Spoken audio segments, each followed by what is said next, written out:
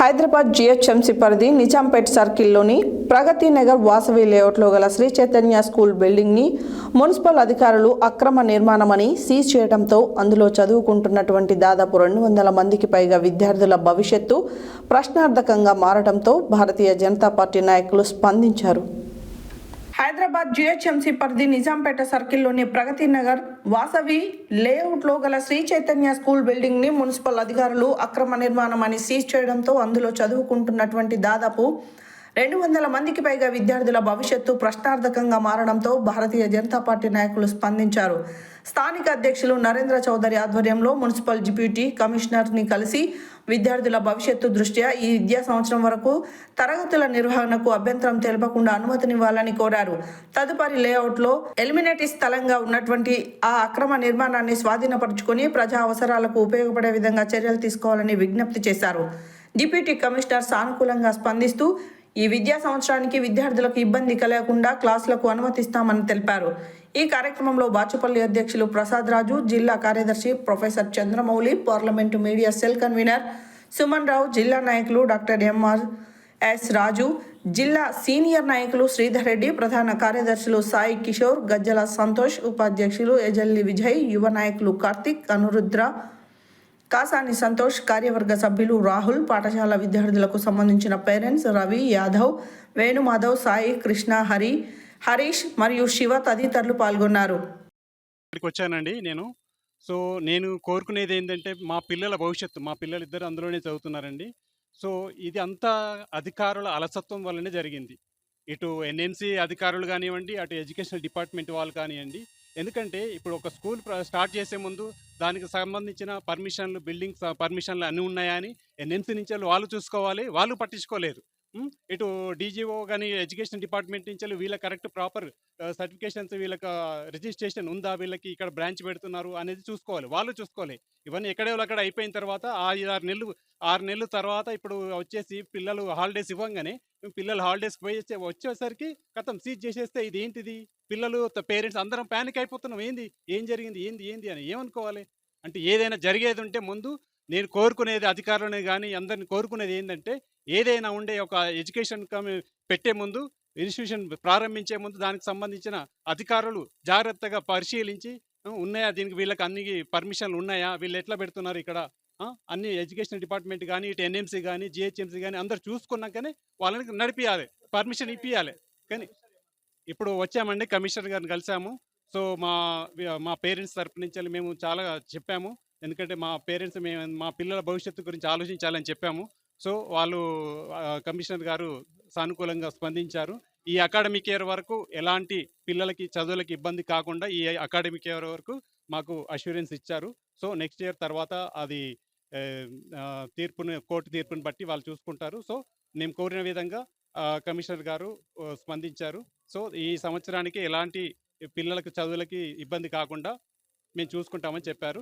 చాలా కృతజ్ఞతలు అందరికీ ఇటు పొలిటికల్గా కానీ, ఎన్ఎన్సీ కానీ అందరు అధికారులు, మాకు పేరెంట్స్ అందరికి, కమిషనర్ గారికి అందరికి మాకు సపోర్ట్ చేశారు.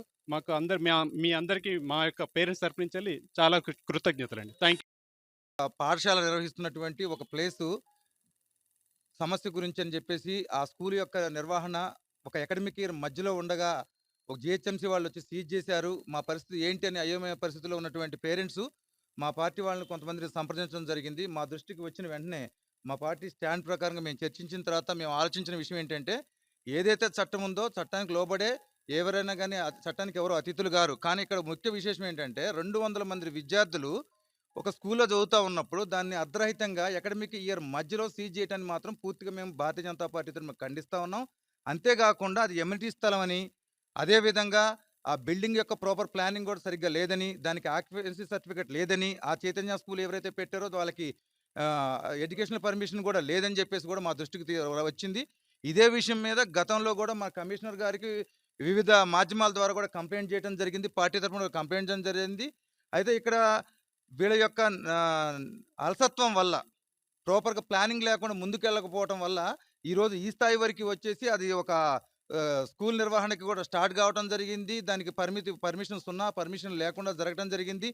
ఇక్కడ ఉన్నటువంటి పేరెంట్స్ కూడా దాన్ని స్కూల్‌గానే చైతన్య అనేటువంటి ఒక పెద్ద బ్రాండ్ స్కూల్ కాబట్టి దాంట్లో మా పిల్లలకు భవిష్యత్తు బావుంటదనే ఉద్దేశ్యంతో వాళ్ళు స్కూల్ జాయిన్ చేయించడం జరిగింది.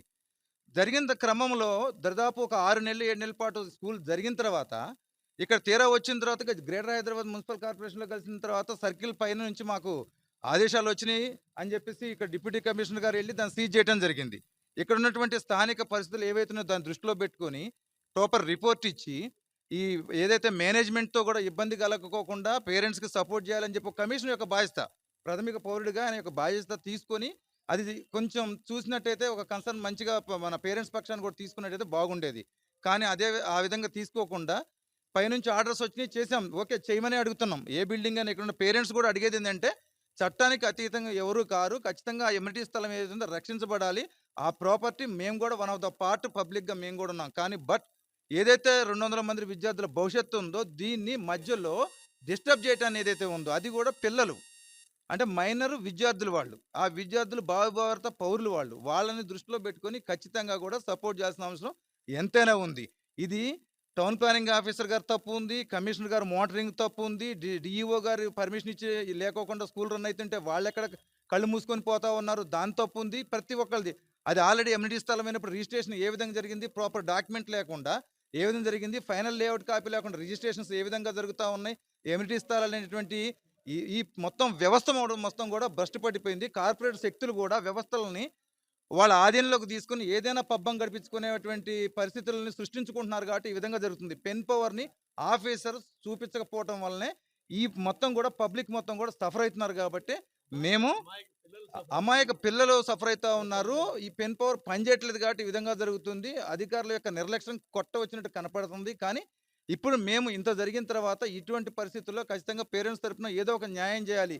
కనీసం ఈ అకాడమిక్ ఇయర్ పూర్తయ్యేంత వరకైనా సరే మాకు సపోర్ట్ చేయండి అని చెప్పడం జరిగింది. దానికి సానుకూలంగా స్పందించినటువంటి కమిషనర్ గారు ఓకే. రైట్ అండి. అకాడమిక్ ఇయర్ వరకు మాత్రం ఎటువంటి ఇబ్బంది పెట్టం. దాని తర్వాత చట్టపరంగా తీసుకోవాల్సిన చర్యలు మేము తీసుకుంటామని చెప్పారు. దానికి మేము వాళ్ళతో పాటు కూడా ఏకీభవిస్తున్నాం. ఎందుకంటే చట్టపరంగా అది ఎమ్యూనిటీ స్థలం కాబట్టి దానికి చెందాల్సిందే. వాళ్ళు ఏదైనా రెగ్యులేట్ చేసుకోవడానికి చట్టపరంగా ఏదైనా తీసుకుంటే దానికి ఎటువంటి అభ్యంతరాలు అయితే లేవు. కానీ ఇక ముందైనా ఇట్లాంటి బిల్డింగ్లు కట్టేటప్పుడే ప్రాథమిక దశలో ఉన్నప్పుడే వీళ్ళు గనక యాక్షన్ తీసుకున్నట్లయితే ఇట్లాంటి ఉత్పన్నం కాకుండా ఉంటాయి. ఈ ఈ తల్లిదండ్రులు సఫర్ కాకుండా ఉంటారు. ఆ ఎడ్యుకేషనల్ సిస్టమ్‌ని కూడా మేము ఒకటే అడుగుతున్నాం. వాళ్ళకి ప్రాపర్‌గా డాక్యుమెంట్ లేకుండా ఒక స్కూల్‌ని ఒక 10 నెలల పాటు నుంచి రన్ అయితా ఉంటే ఈ డీఈఓ గారు ఏం చేస్తారనేది కూడా వారిని కూడా మేము ప్రశ్నిస్తా ఉన్నాం. అందుకనే దీన్ని దృష్టిలో పెట్టుకొని ఇప్పటికైనా ఇక ముందు కూడా మేము పేరెంట్స్‌కి కూడా చెప్పేది ఏంటంటే ఏదన్నా ఒక స్కూల్‌లో పిల్లల్ని జాయిన్ చేసేటప్పుడు ఆ ఫైర్ సేఫ్టీ అని దాని తర్వాత బ్రాంచ్ కోడ్ ఉందా? అఫీషియల్‌గా వచ్చిందా? రాలేదా? పర్మిషన్స్ ఇవన్నీ కూడా కొంచెం ఆలోచన తీసుకొని పోవాల్సిన అవసరం ఎంతైనా ఉంది. ఎందుకంటే తీరా తీసుకున్నాం. ఈరోజంటే ఏదో మేమందరం ఒక రాజకీయ పార్టీగా ప్రజల యొక్క పరిస్థితిని అర్థం చేసుకొని అదేవిధంగా కమిషనర్ మీద ఒత్తిడి తీసుకొచ్చి వారి నుంచి కూడా సానుకూల స్పందన వచ్చే విధంగా మనం ప్రయత్నం చేసినాం. కానీ ఈ విధంగా ఒక్కోసారి జరగొచ్చు, జరగకపోవచ్చు. మనం కూడా సెల్ఫ్‌గా మన పిల్లల్ని ఏ స్కూల్‌లో జాయిన్ చేస్తున్నాం, దానికి పర్మిషన్స్ ఉన్నాయా? లేవా? అని మీరు కూడా కొంచెం ఆలోచించాలని చెప్పి విజ్ఞప్తి చేస్తా ఉన్నాం. భారత్ మాతా కీ జై. కమిషనర్ గారు